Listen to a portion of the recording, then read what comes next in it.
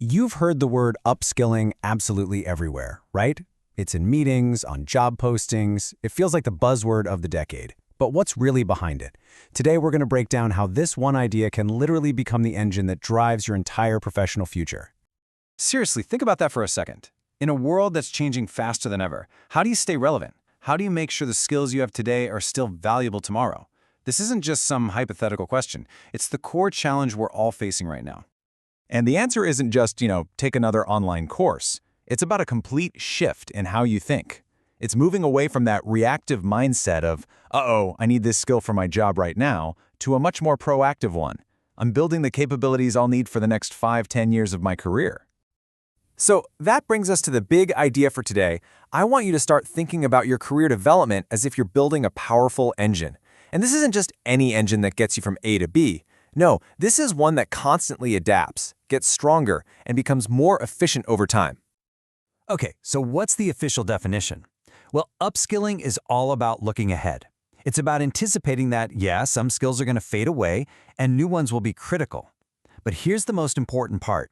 It transforms people from a line item cost into a strategic asset.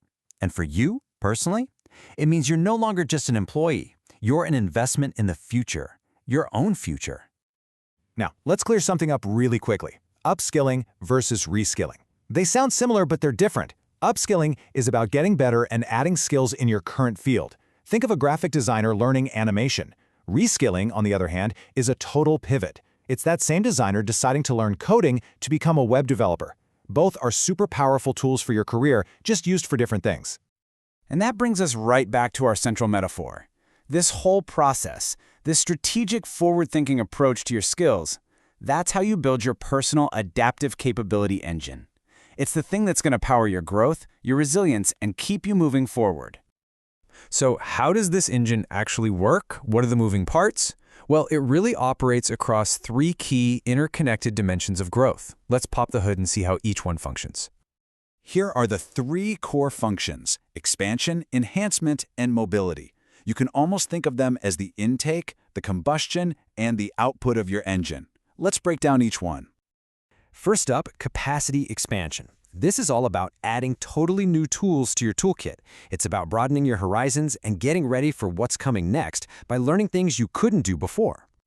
In the real world, this means gaining new competencies so you can take on those bigger projects. It means building that deep expertise that makes you the go-to person on your team.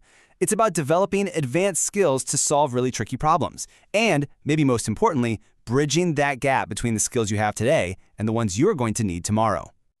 Okay, the second function of our engine is capability enhancement. This isn't about learning something brand new. It's about refining and sharpening the skills you already possess.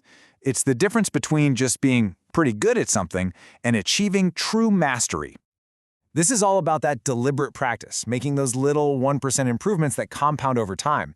By elevating the quality of your work and cranking up your own productivity, you are actively moving away from just being proficient and stepping toward real mastery.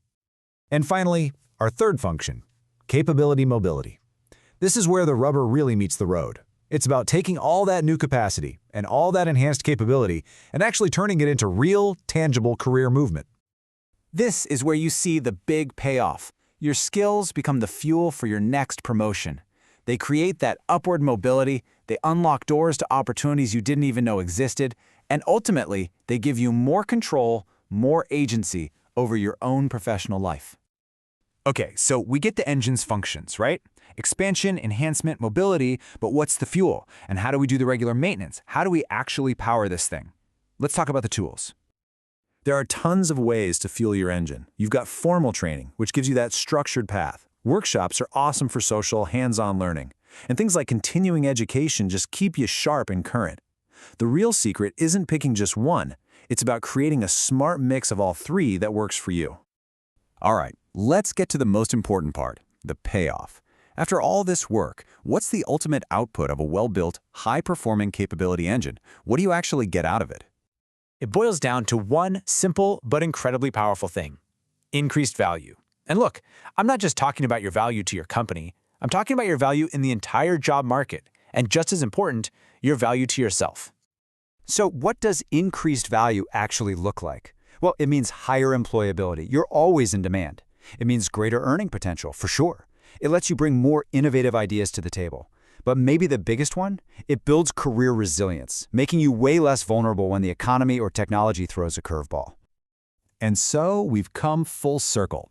Building your capability engine through strategic upskilling, it isn't just a nice-to-have. It's the definitive strategy for truly future-proofing your career in a world that just won't stand still. Before we wrap up, I want to share one little secret for putting this into hyperdrive. It's a concept called the zone of proximal development. Just think of it as the learning sweet spot, that perfect space where a challenge is just outside your comfort zone, but it's still doable with a bit of effort. That is where the magic happens. That's where potential turns into real skill fast. So, I'll leave you with this question. What skill is in your zone of proximal development right now? What's that one challenge that, if you took it on, could seriously power up your career engine? Find it, because that's your next move.